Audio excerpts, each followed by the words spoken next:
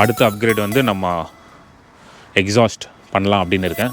So இப்போ இந்த exhaust நோட்டை ஒரு ஸ்டாக் எக்ஸாஸ்ட் நோட்டை ஆன் பண்ணி பார்ப்போம் எப்படி இருக்குது அப்படின்னு.